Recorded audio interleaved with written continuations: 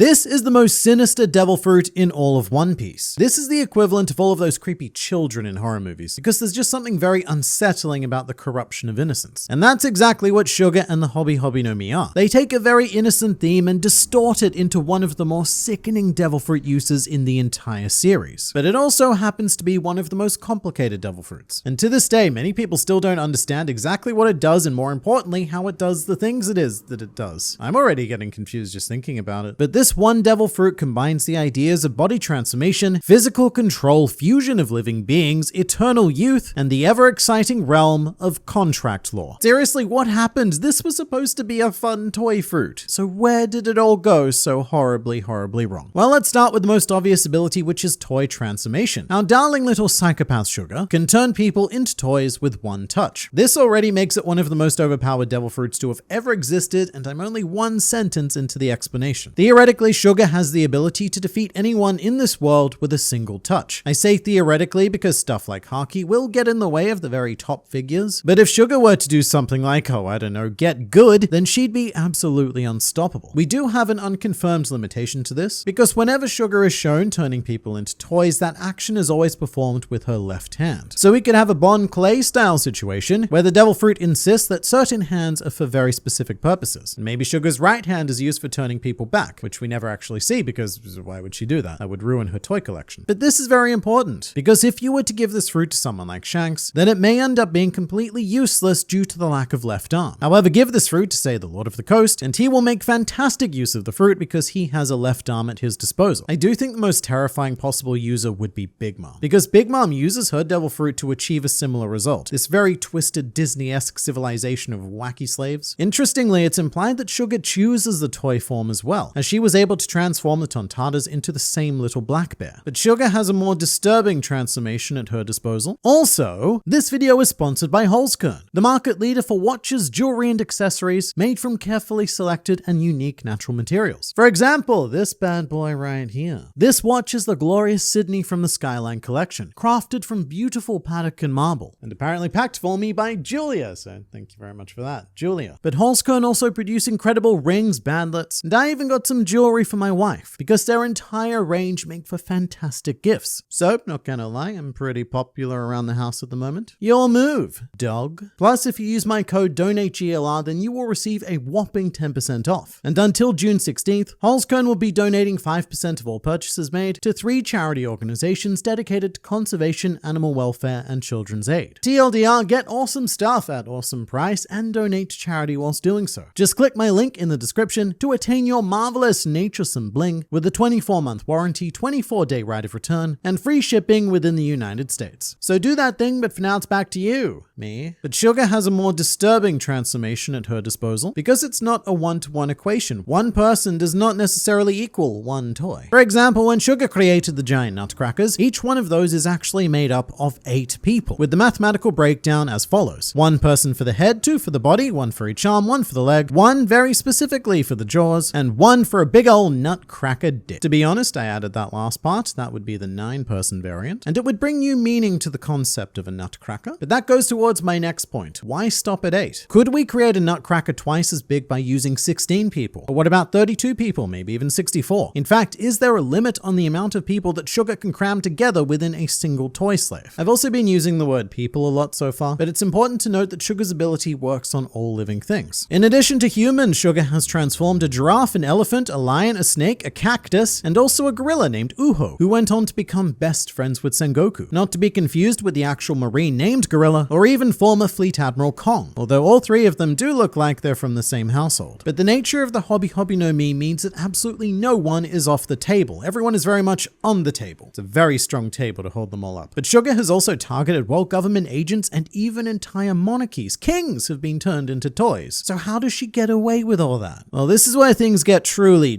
sinister. Because after transforming her target into a toy, the memories of that target are then erased from all of the non-toys. For example, let's say you have a sister, which Sugar does, actually. It's Monet, and most people miss that connection. But let's say that you have a sister and Sugar turns her into a toy. You then lose all memories of your sister, and it's like she never existed. Kind of like how Monet doesn't exist anymore, due to having her heart stabbed by a maniacal clown scientist. Except it's even worse, because at least Sugar has the memories of Monet. You don't even get that. This is referred to on Dressrosa as the Hobby Hobby Curse, and the country was described as being divided into the Forgetters and the Forgotten. And I remember feeling physically sick when I read this for the first time, because it's very existentially horrific, especially in a series like One Piece where memory and inherited will are everything. For example, what happens when you remove the memory of Shanks from Luffy, or Zeph from Sanji, Saul from Robin, Tom from Frankie, and so on and so forth until we do all of them? These people are who they are as a direct result of their mentors. So if you take those mentors away, those people will change radically, which is an idea that I don't think was ever explored to its fullest during Dressrosa. However, physical evidence of existence does remain, as shown by the statue of Kyros in the Corridor Colosseum, as well as with the list of criminals held by the Marines led by Bastille, waiting patiently outside the Corridor Colosseum to arrest them. There's a really funny moment in Dressrosa when Bastille is just flipping through the list of names and he just goes,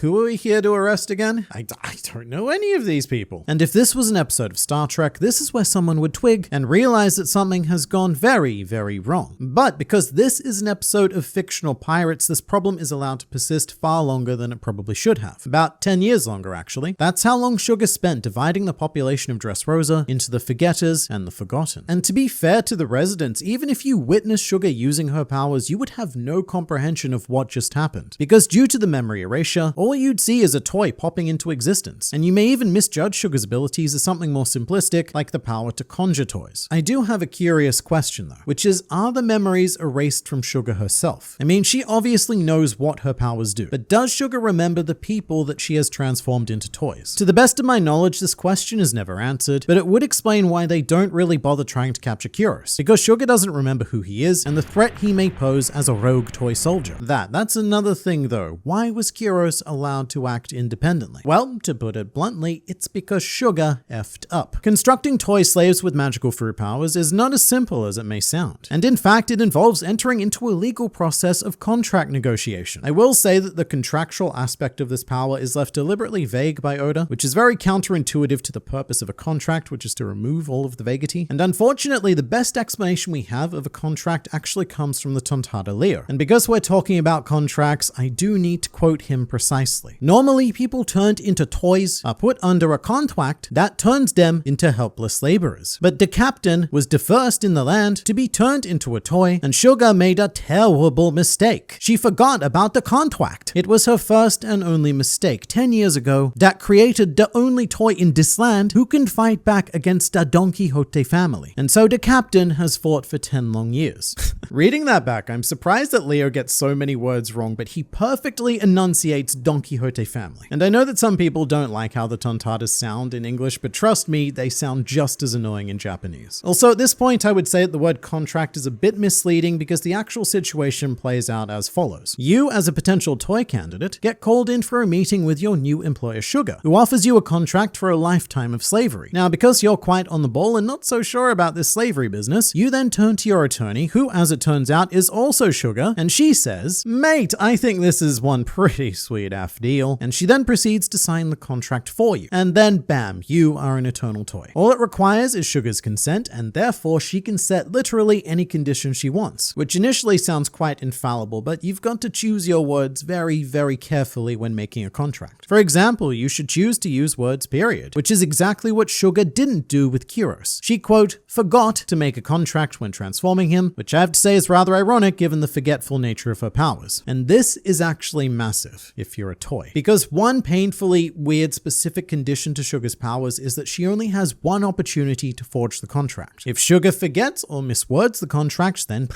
too bad, it's already been done and it cannot be amended. And these loopholes have been taken advantage of by other toys. For example, Esther's husband found a loophole that allowed him to express his identity to his former wife who had forgotten him. Although I will say this loophole, it didn't get him very far. In fact, it got him quite literally thrown in the bin. But this is still an example of why you need to be super careful with your wording. Another loophole example comes from Onipoko, who was able to express his identity on the condition that someone else asked for it. And as it turns out, Onipoko was actually a man named Milo, which you can see written proudly on his shirt, and when he got turned back into a toy, the back of his shirt also read, "Not Onipoko." So Milo will probably be struggling with identity issues for the rest of his life, but also, this is Milo's wife, and look, I'm just gonna say it, this dude is punching way up. And it should serve as a beacon of inspiration to everyone in this world who thinks that they're not attractive enough. We do also have examples of Sugar forging the contract, but it only serves to make things more confusing. For example, thou shalt not harm humans. Thou shalt obey the family's orders. That's it. That's the contract. Seems simple, but simplicity is very abusable. In particular with obeying the Don Quixote family. This means that every individual toy is going to be subject to living under unique conditions depending on what commands have been given to them by the rather large family. And we haven't even gotten to the immortality yet, or more accurately, the eternal youth. Because the thing that's so sought after by all of those who want to abuse the Opi Opi no Mi is actually a mere side effect of the Hobby Hobby no Mi. Thematically, I suppose this is to preserve the childlike nature and theming of the fruit. And in fact, Sugar herself is actually 22 years old. And Oda did once draw an image of what Sugar would look like had she not consumed the fruit. However, Sugar ate the Hobby Hobby no Mi when she was 10 years old, so 12 years ago, which happens to be the exact same year that Luffy accidentally consumed the Gomu Gomu no Mi, meaning that this one year produced 2 eternal fruit children. My question is, what happens if an adult eats the fruit? Do they just stop aging at whatever age they are, say, I don't know, 33? Or do they actually revert back to the body of a child? Because the latter would fit the theme of the fruit much better. And something that often gets looked over is that Sugar essentially grants eternal youth to her toy slaves as well, which is quite the hellish combination, ensuring the idea that the eternal child requires eternal toys and that there is very little hope that over time you will be freed, because Sugar doesn't age and neither do you. So you're just locked forever into this static state of slavery. And after a while, the concept of time would probably begin to lose all meaning. But there is hope,